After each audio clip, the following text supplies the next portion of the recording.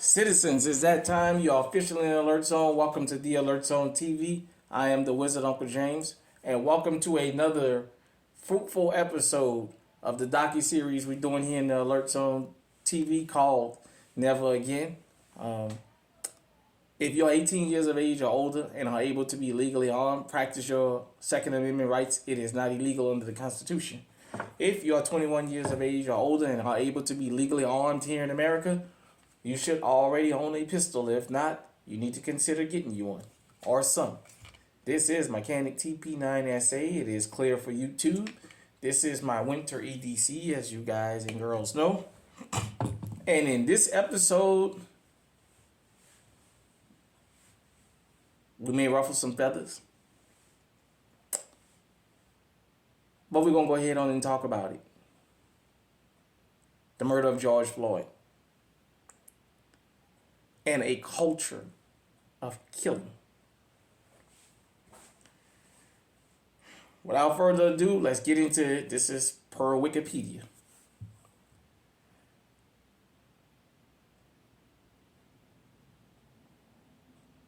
Okay.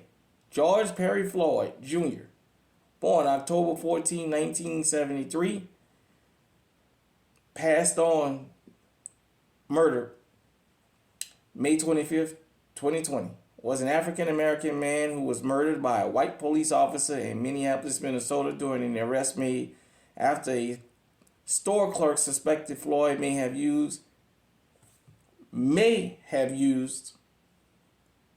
a counterfeit $20 bill on May 25th, 2020. Derek Chauvin, one of the police officers who arrived on the scene, knelt on Floyd's neck and back for 9 minutes and 29 seconds, which caused a lack of oxygen.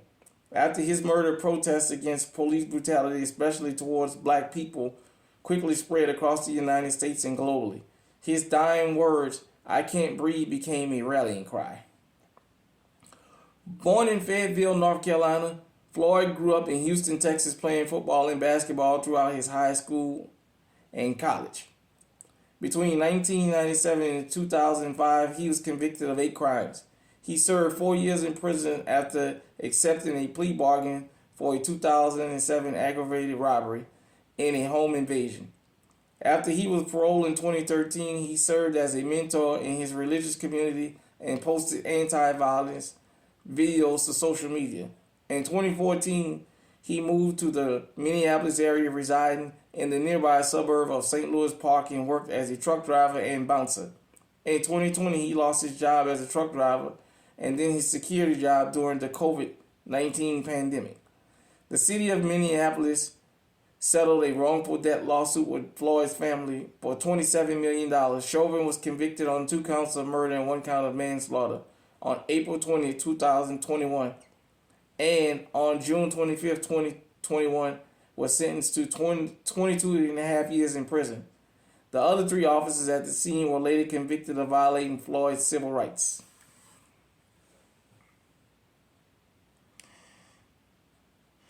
So, as you guys heard, and as we all know about the whole George Floyd lynching, killing publicly, I just want to give my take and my commentary about a few things I noticed. When this act first happened, I hadn't seen it. I had heard about it. Being in Minneapolis, I figured maybe it was a Somalian. I hadn't heard the name. When I saw the video, I saw different than everybody else. Because by this time, I was already watching the news and everything different. People saw Derek Chauvin kneeling on Floyd's neck as a cruel and very lethal act. What I saw was a person who had pulled a stunt like this before and gotten away with it. What I saw was basically a serial killer in a police officer's uniform. The mere fact that he felt comfortable enough to stick his hand in his pocket as he was committing this murder told me he had done this before and he had gotten away with it. And it also told me he had a history of beating people up and brutalizing people and not paying a consequence. And it came out. he had participated in another murder, on top of probably untold crimes that he never got caught doing. And the mere fact that his Asian partner stood by on guard with his chest out in a ready position told me a lot, that they had worked in concert before. This wasn't the first time somebody was abused or murdered that that officer hadn't been on watch before, because he looked too comfortable doing it, even being filmed. Now we know, had the video not came out, well, it would have just been swept under the rug. You know, there's a conflict going on in a particular part of the world.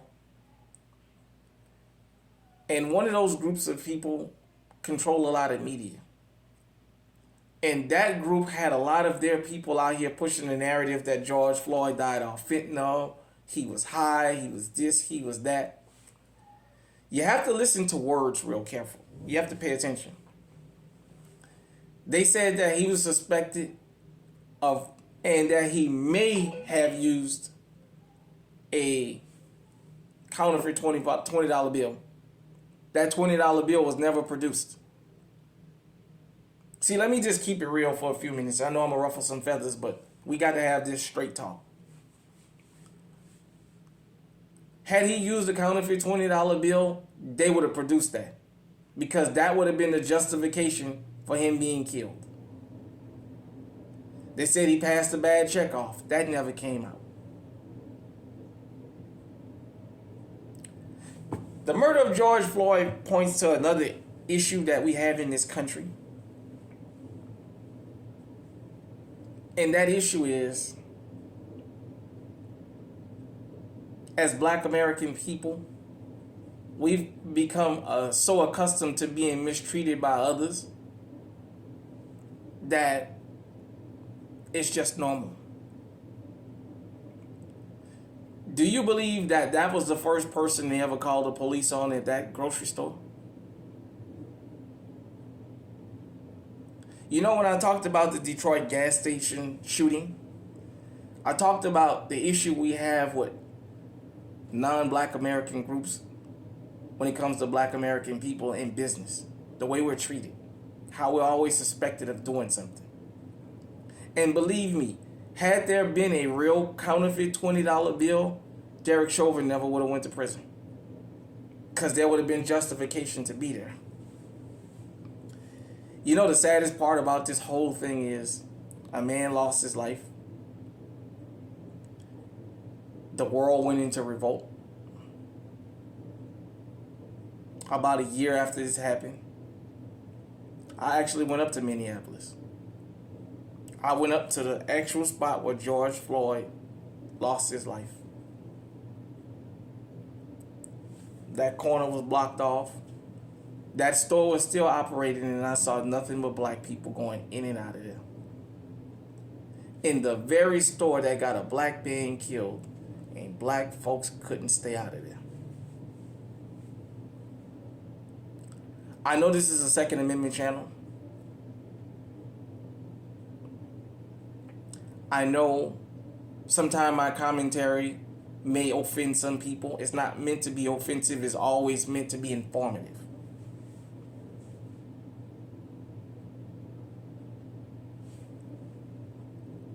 A non-Black person will never go into a Black business, have something like this happen to him or her, and their community support that business ever again.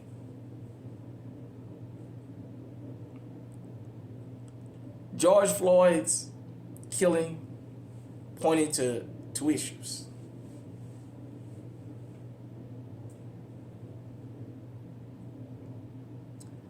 It pointed to the mere fact that we have made people comfortable with doing these types of things to us.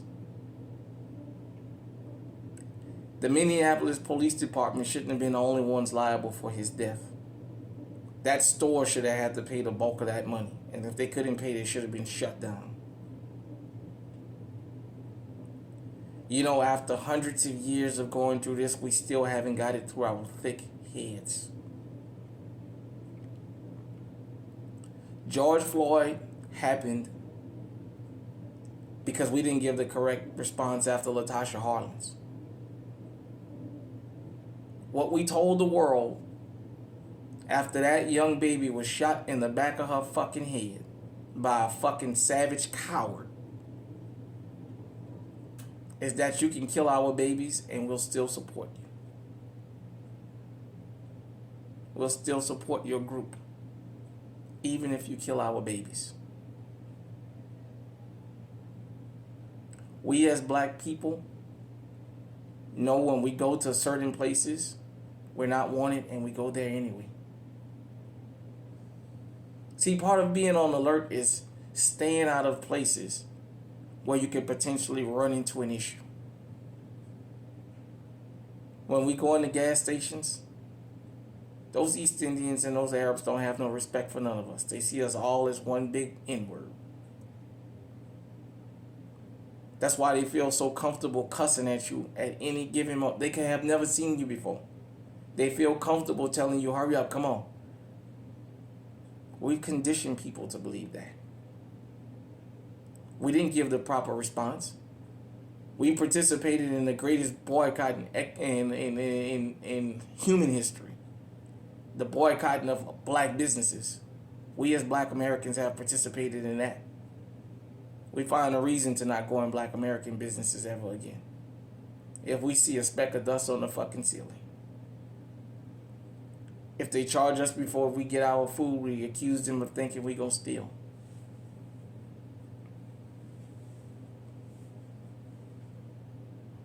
We've conditioned the world that it's okay to come here and mistreat us.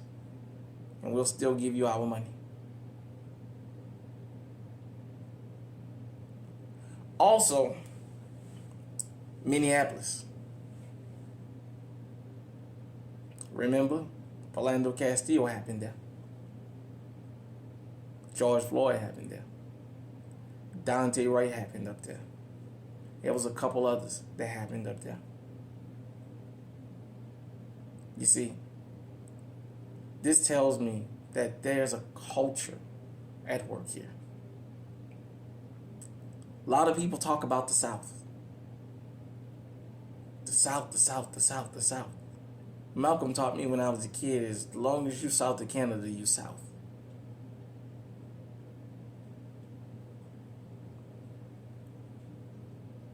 You see, in American history, a part we forget is when black folks migrated from the South, up north and out west. The very policing tactics we were running from was recruited to come out behind us. They were recruited in California, Los Angeles. They recruited cops from Mississippi and Alabama to come out west. The problem followed us right out there. That's how you get a Rodney King. When we came up north, they recruited cops from down south, and then they already had the issues with us up north anyway. For anybody that knows anything about the state of Minnesota and the Twin Cities, you know the housing discrimination that went on up there. Dr. King talked about that. If you really want to learn how to hate, come to the north. Come to Chicago. Come to the Midwest. You'll learn how to hate.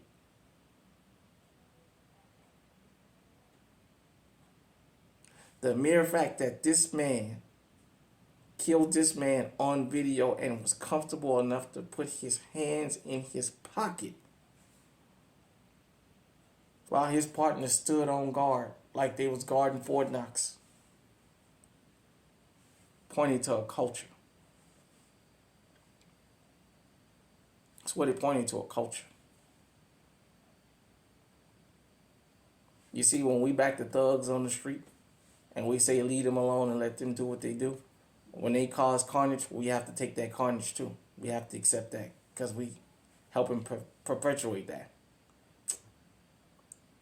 When you say back to blue no matter what, these are the type of acts that you're sanctioning. You see that myth, that lie that it's only a few bad apples? This stuff can't keep happening and it only be a few bad apples.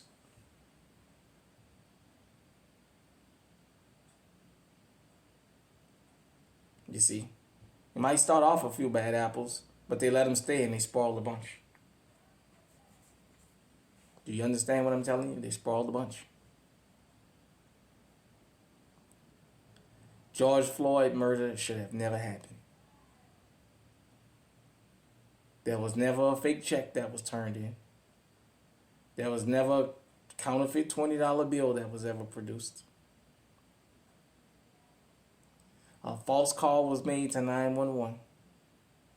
A man lost his life. And even after Derek Chauvin pulled his act and this video went viral worldwide, some of you guys and girls out there may not know that Derek Chauvin's house was barricaded by the Minneapolis Police Department with physical concrete barriers. And as he was being held in his house so that people don't get to him, the prosecutors was already trying to make a deal with him. A plea deal before he came out of the house and turned himself in. But those of you who say it's good, his ass should rot in jail, take this into consideration. When Derek Chauvin hit the local jail, they put him on the floor by himself. And all the black officers was taken off the floor with Derek Chauvin. So what does that tell you? He had a bunch of white officers protecting him.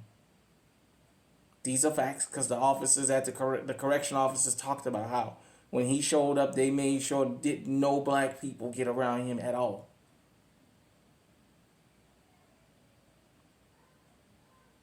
You see, we celebrate when these cops go to prison, but what we don't understand is that culture of hate and criminality that's on the street and law enforcement is behind the gates and the walls of the prisons. I've never seen a cop go do prison time and come out and talk about how harshly he was treated in prison. How the guards mistreated, how the guards set him up to be raped, how the guards set him up to be beat, how the guards extorted him. You never ever hear a police officer that's been convicted of a crime come out and say that. If you have, show them to me because I haven't seen them. The climate that exists in the street exists behind bars. Just like you got a criminal life out on the streets and you got them behind bars. So Derek Chauvin might be in prison, but is he really doing a hard time?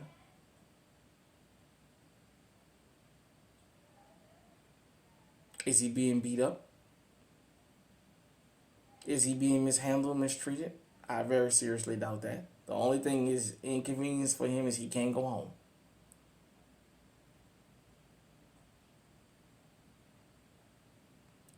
To black Americans, as long as we keep giving these timid responses, this will keep happening. People will see it's okay to call the cops on us, and they'll continue to do it because they know they won't pay a price.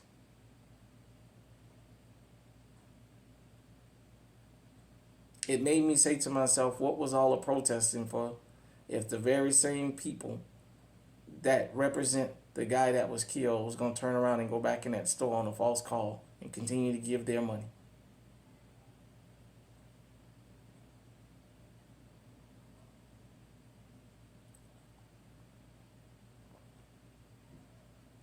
To the back to bash people, take this into consideration. The Minneapolis Police Department, a lot of those officers wrote a note and a letter condemning Derek Chauvin. My question to you is, what took them so long to condemn him? This hadn't been his first killing. He had over 10-year history of just beating people. He had a history of this. I told you, every police department has a head buster. Period, point blank. Every department in this country has somebody that will bust your fucking head.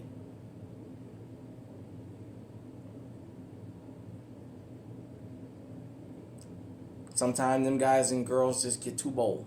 And that's all Derek Chauvin did wrong, was he got too bold. That was it. But his boldness showed you how much he's gotten away with.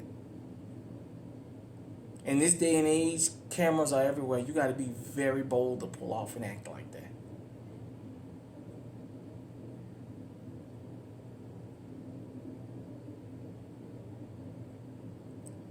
Ladies and gentlemen, law-abiding citizens, listen to me really good. When you stop by law enforcement, driver's license, registration, proof of insurance, make your interaction as short as possible with them. You don't have to tell them about your rights because they know your rights already. If you ain't done nothing wrong, you don't have to constantly tell them I ain't did nothing. They know that already. They do what they're trained to do. Escalate a situation. George Floyd was in handcuffs. There was no need for that. Derek Chauvin did what he was trained to do and what he was used to doing. Just this time he got caught on video and it cost somebody their life.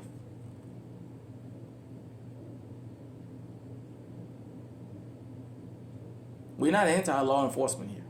We're just pro-justice. All we want is the right thing done. That's it. This world would be in chaos without law enforcement. But law enforcement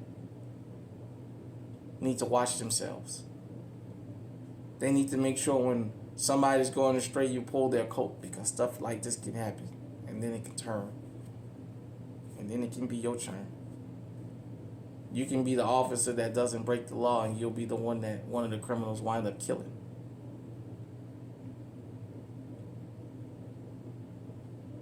A worldwide revolt happened behind what people saw.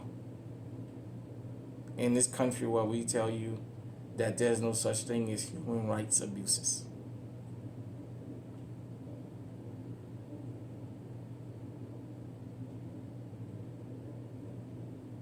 To the blue crowd, I don't have an issue with y'all being blue.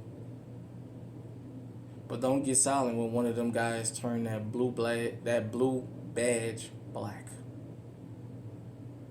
You have to take it. You can't keep saying it's just a few bad apples every time something like this happens, because it happens too much. You can't keep telling us it's only a few. It's only a handful. You can't keep telling us that, because the evidence is telling us different.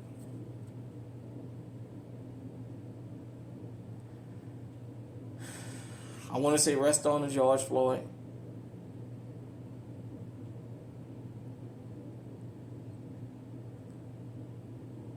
Thank you for tuning in to this episode of Never Again. I'm your host, the Wizard Uncle James. I would love for you to become an active citizen of the Alert Zone. You can do that by hitting the subscribe button, hitting the bell so you can notify when we drop fire content, giving the video a like, sharing, and actually viewing these videos. Till next time, everybody. Till the next episode. Stay safe. Stay armed.